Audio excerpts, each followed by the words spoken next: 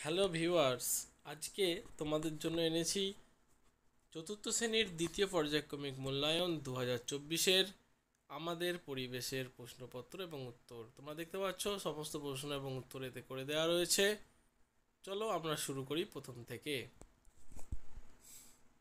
এখানে একের দাগে যে প্রশ্নগুলো দিয়েছে দেখো, কেমন গ্রহ আর গ্রহদের নাম। প্রথম প্রশ্নতে রয়েছে সূর্য ও পৃথিবীর মাঝখানে থাকা গ্রহ। সূর্য পৃথিবীর মাঝখানে আমরা জানি দুটি গ্রহ থাকে, এক হলো বুধ আর এক হলো শুক্র। খতে বলেছে সৌরজগতের সবচেয়ে বড় গ্রহ এটি হলো বৃহস্পতি, আর বলয় আছে এমন একটি গ্রহের নাম হলো শনি। তিনটের উত্তর আমি একসঙ্গে লিখছি। দেখো দেখো তিনটে উত্তর করে দিয়েছি। প্রথম বুধ ও শুক্র, তারপরে সবথেকে বড় গ্রহ বৃহস্পতি, আর বলয় আছে হলো শনি গ্রহের। এরপরে আমরা চলে আসব এক কথায় উত্তর দাও। এখানে প্রতিটি উত্তর আমি একসঙ্গেই তোমাদের করে দিচ্ছি, তারপরে আমি আসবো প্রশ্নে। উত্তরগুলি দেখো। প্রথমে বলেছে চাঁদের বুকে মানব জাতির প্রথম কে পা দেন। এর উত্তরটা লিখেছি দেখো, চাঁদের বুকে প্রথম পা দেন নীল আর্মস্ট্রং।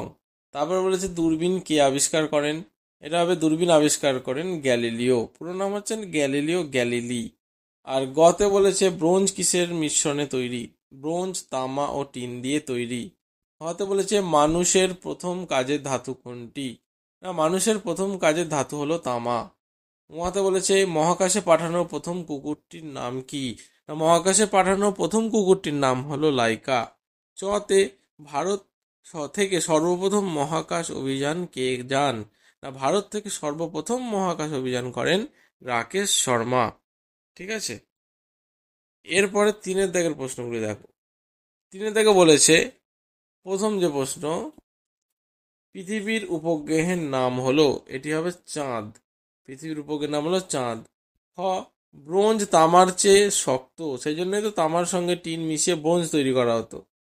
তামা হলো এক প্রকার ধাতু। রেল ইঞ্জিন তৈরির কারখানা আছে চিত্তরঞ্জনে। শনি গ্রহের সন্ধানে গেছে কিউরিওসিটি নাকি ক্যাসিনি। ক্যাসিনি হবে উত্তর। আর টুসু পরব পৌষ মাস না ভাদ্র মাসে হয়। পৌষ মাসে টুসু পরব হয় পৌষ মাসে। ঠিক আছে। দেখো দুটি প্রোটিনযুক্ত খাদ্যের নাম এবং প্রতিদিন কত লিটার জল পান করা উচিত, এটা ছিল প্রশ্ন। উত্তর হলো দুটি প্রোটিনযুক্ত খাবার হলো মাছ এবং মাংস, আর আমাদের প্রতিদিন গড়ে 3 লিটার জল পান করা উচিত। তারপরে ক্ষয়ের প্রশ্ন বলেছে মানুষের কি কি কারণে মেদবৃদ্ধি হতে পারে। এটা দেখো দুটো মাত্র প্রশ্নের উত্তরে দিয়েছি, যে অতিরিক্ত তেল জাতীয় খাবার খেলে আর নিয়মিত শরীরচর্চা না করলে আমাদের মেদবৃদ্ধি হতে পারে।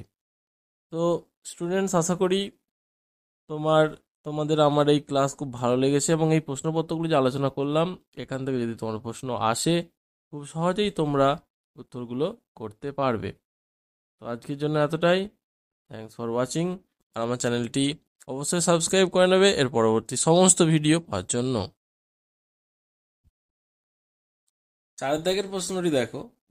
এখানে বলেছে ডান দিক আর বাম দিক মেলাতে হবে। ঠিক আছে, এখানে চলো মেলাই।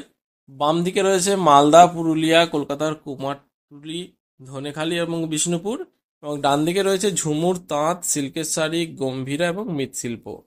এখানে দেখো মালদার যেটি বিখ্যাত, মালদার বিখ্যাত হলো এই গাম্ভীরা পালা, মালদা। পুরুলিয়ায় কি বিখ্যাত, পুরুলিয়ায় তেমন হলো ঝুমুর নাচ বিখ্যাত।